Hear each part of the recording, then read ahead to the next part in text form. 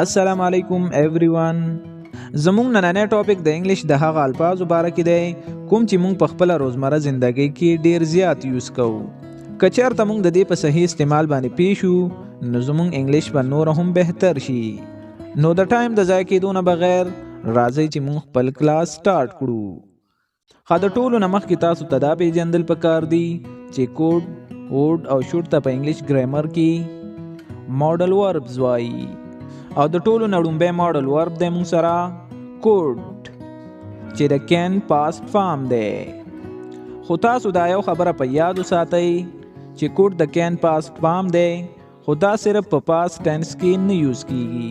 کوډ موږ په مختلف سچویشنز کې یوز کولی شو، یعنی موږ کوډ په پریزنٹ او فیوچر ټینس کې هم یوز کولی شو.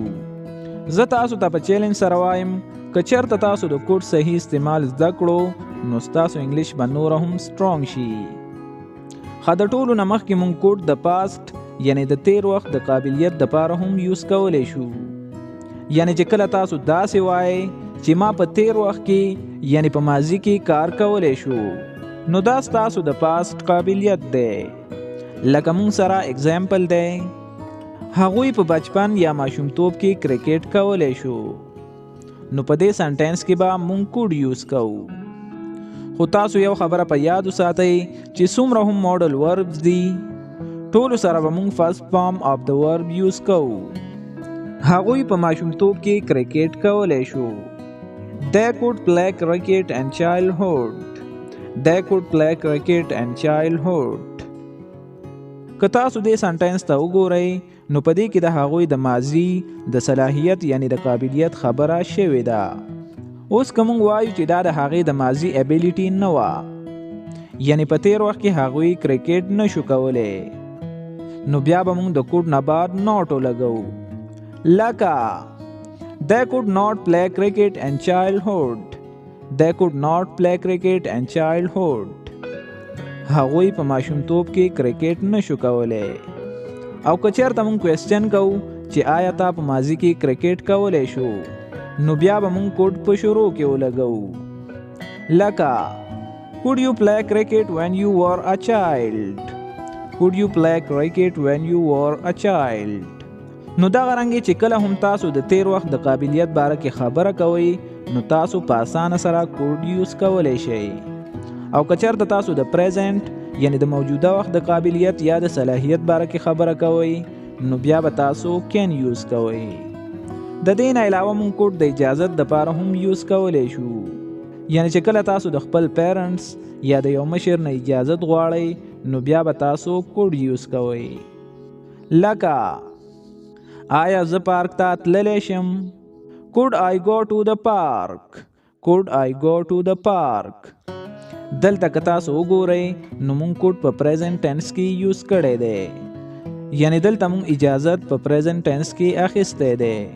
نو د دې نه دا معلومه شوه چې کوډ صرف په پاست ټینس کې نه یوز کیږي بلکې مختلف سچویشنز دي چې په هغې کې موږ کوډ یوز کولی شو. نو انشاءالله که چېرته تاسو دا ویډیو مکمل وګورئ نو ستاسو په ذهن کې چې د کوډ باره کې څومره هم کنسپټس دي هغه به مکمل کلیر شي. خو د دې نه علاوه موږ کوډ د پاسیبلیټي یعنی د امکان دپاره هم یوز کولی شو. هغه څه وخت هم راتللی شي. He could arrive any time. He could arrive any time. هغه څه وخت هم راتللی شي. خو د دې نه علاوه موږ سره یو بل اگزامپل دی، کیدای شي چې هغه په پارک کې وي. He could be in the park. He could be in the park. که دې سنټینس ته تاسو په غور وګورئ نو په دې کې یو قسم اندازتن خبره شوې ده، یعنی کیدای شي چې هغه په پارک کې وي، یعنی امکان دی چې هغه په پارک کې وي. اوس که موږ وایو چې کیدای شي چې هغه په پارک کې نه وي نو موږ به وایو He couldn't be in the park. He couldn't be in the park. او که چېرته موږ د پاست یعنی د ماضي د امکان خبره کوو نو بیا به موږ وایو He could have been in the park. He could have been in the park. خو دلته تاسو د could have been نه بلکل مه یریږئ. تاسو صرف دومره یاد ساتئ چې کله هم په تیر وخت کې یعنی په پاست کې په یو ځای کې د یو څه امکان موجود وو نو بیا تاسو ویلی شئ He could have been. او د هغې نه بعد تاسو د هغه ځای نوم ولیکئ چېرته چې د هغې امکان موجود و. نو په دې طریقې سره موږ د امکان دپاره کوډ یوز کولی شو. د دې نه علاوه که چېرته موږ چاته سلا مشوره ورکول غواړو نو بیا به هم موږ کوډ یوز کوو. لکه یو کس تانه مشوره اخلي چې ما ته څه کول پکار دي یا زه څه وکړم، نو په داسې سیچویشن کې هم تاسو کوډ یوز کولی شئ. لکه ته مزاحیه فلم کتلی شي. You could watch a comedy movie. You could watch a comedy movie. د دې نه علاوه تاسو داسې هم ویلی شئ You could learn English. You could start a YouTube channel. د دې نه علاوه موږ کوډ د قیاس یا د اندازې لګولو دپاره هم یوز کولی شو. لکه اگزامپل دی موږ سره دا علي نشي کېدلی. It couldn't be Ali. It couldn't be Ali. یعنی یو ځای کې تاسو ولیدو او ته د هغې باره کې خبره کوي چې یاره زما په خیال دا علي دی، او بل ملګری دی وایي It couldn't be Ali is in Lahore. It couldn't be Ali is in Lahore. د دې نه علاوه موږ کوډ د پولایټلی ریکویسټ یعنی د گزارش دپاره هم یوز کولی شو. لکه آیا ته ماته 500 روپۍ قرض راکولی شي؟ Could you lend me 500 rupees? Could you lend me 500 rupees? ملګرو لکه څنګه چې د کین پاسک پام کوډ دی دغه رنګې د ویل پاسک پام وډ دی. دا هم موږ په خپله روزمره زندګۍ کې ډیر زیات یوز کوو. د اکثر ملګرو په ذهن کې دا کنفیوژن وي چې دا په پاست کې یوز کیږي او که په فیوچر کې. نو انشاءالله چې زه امید ساتم چې په دې ویډیو کې به ستاسو دا کنفیوژن هم مکمل کلیر شي. که چېرته په پاست کې یعنی په تیر وخت کې یو کار بار بار کېدلو او تاسو چاته وایي چې دا کار به ما کولو یا دا کار کېدلو، یعنی تاسو د تیر وخت د یو عادت خبره کوئ، نو په دې سیچویشن کې به هم تاسو وډ یوز کوئ.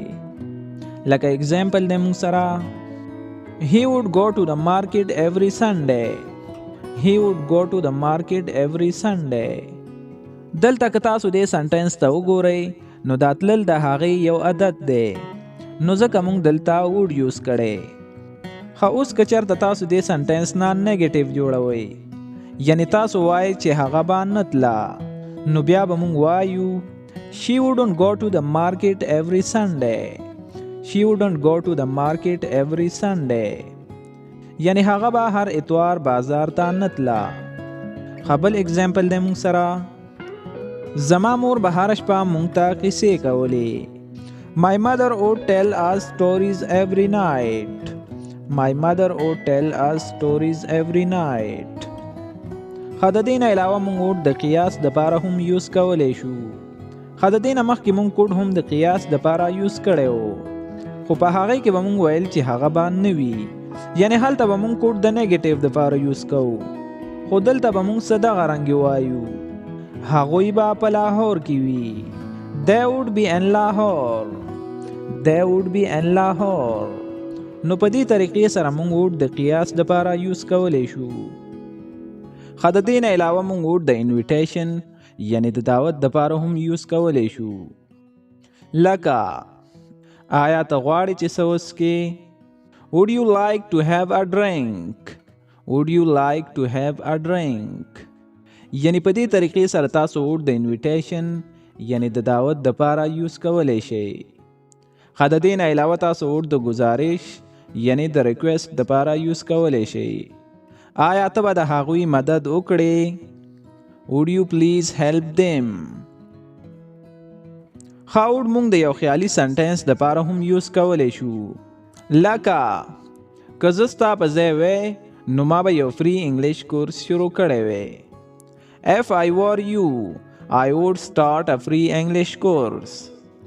If I were you, I would start a free English course. که چېرته تاسو دې سنټنس ته وګورئ نو دا یو خیالي خبره ده، یعنی په اسانه پښتو کې داسې خبرو ته د شیخ چلی خبرې وایي، او چې کله هم تاسو داسې قسم خبرې کوئ نو د هغې دپاره هم تاسو وډ یوز کولی شئ. بل اگزامپل دی موږ سره که باران وشو نو زه به سکول ته نه ځم. I wouldn't go to school if it rained. I wouldn't go to school if it rained. خا د ټولو اخیری ماډل ورب دی مونږ سره should. خا should مونږ د نصیحت د پاره هم یوز کولی شو. یعنی کله چې تاسو چاته نصیحت کوئ نو د هغې د پاره تاسو should یوز کولی شئ. لکه تا ته خپل وزن کمول پکار دی. You should try to lose weight. You should try to lose weight. خا د دې نه علاوه مونږ سره یو بل اگزامپل دی. مونږ ته پکار دی چې هسپتال سره هرن ونه وخو. We should not run near the hospitals. We should not run near the hospitals. خا د دې نه علاوه مونږ should د حکم د پاره هم یوز کولی شو چې ته په 30 منټو کې دلته یې. You should be here in 30 minutes. You should be here in 30 minutes. خا زمونږ نننی کلاس په دې ځای ختمیږي. I hope چې دا ویډیو به ستاسو ډیره خوښه شوي وي. خا د دې نه علاوه که ستاسو په ذهن کې هر قسم کوېسچنز وي نو تاسو په کمنټ کې ویلی شئ. مونږ ته اجازت راکړئ. ټیک کیر، په الله مو سپارم.